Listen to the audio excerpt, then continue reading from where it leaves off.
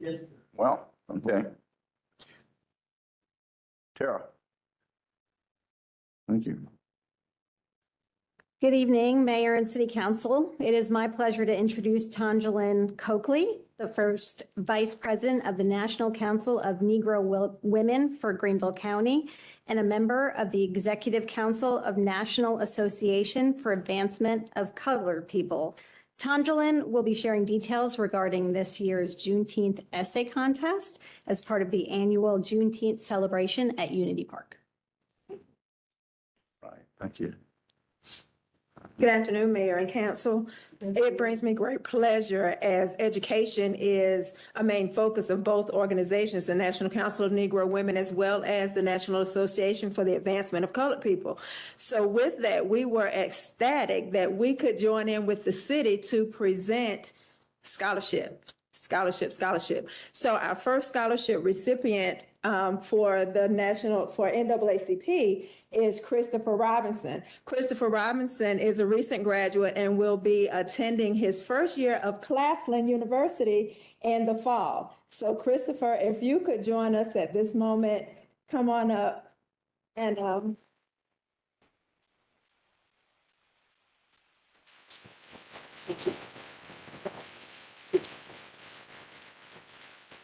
so Kristopher will read for you quickly his essay on Juneteenth. Thank y'all for having me today. Juneteenth is an annual holiday celebrated on June 19th. In 1865, when Union General Gordon Granger arrived in Galveston, Texas, he read General Order 3, which said all slaves in Texas were free. It had taken over 2 years for the slaves to be free, as the Emancipation Proclamation had already been in effect. Today, Juneteenth commemorates the end of slavery in the United States and is celebrated by African Americans. Juneteenth is not a time for mourning, but it is a time to reflect on struggles and offerings of those who fought for freedom and came before us. It is time to celebrate the progress that has been made while honoring the work that has been done.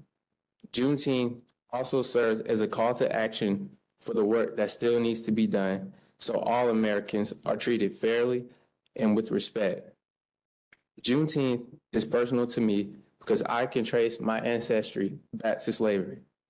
My family can trace their heritage back to Newton Sullivan, who was born a slave and became free. Newton Sullivan is a pillar of the church founded in 1865 that I attend today, Reedy Fort Baptist Church in Simpsonville, South Carolina. His legacy lives on today through me. Because of him and his efforts, I have witnessed many in my generation that are in my family and church family attend college and become successful.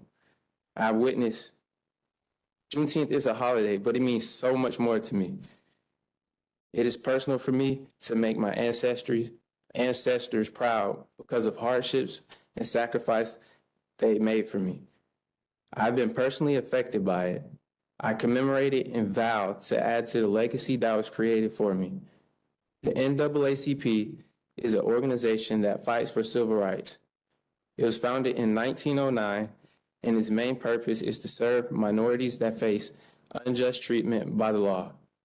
The NAACP fights disparity by making sure individuals have equal access, protection, and opportunities guaranteed by the United States Constitution.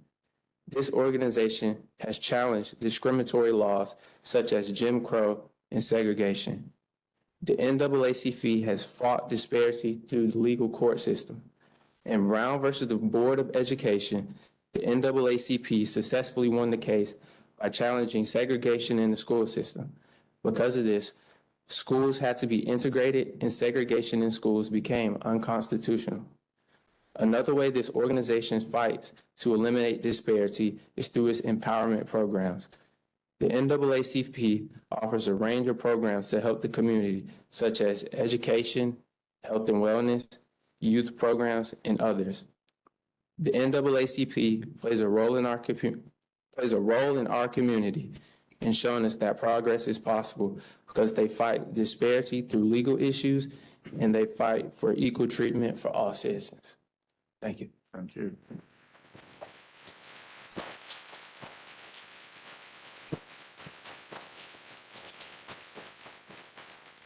So let me explain to you a little bit about the essay they had to write. So they had to tell what Juneteenth meant to them and how the organization that they were applying for the scholarship from, be it NCNW or NAACP, how they can help in bridging the gap and disparities in the community. So that's why you heard Kristopher talking a lot about NAACP. So our second recipient, who is Mackenzie McDuffie, on this evening, she's working as well as her father, Laverne. Now, they were able to be with us at Juneteenth, but it's one of her father's criteria that if you're not sick, you can go to work. So Dad is holding up on what he's saying for her to do. So she is working, but he's working also. So hopefully in the future, we will have the opportunity to hear Mackenzie's essay and what she wrote about disparities in NCNW. Thank you. Thank you.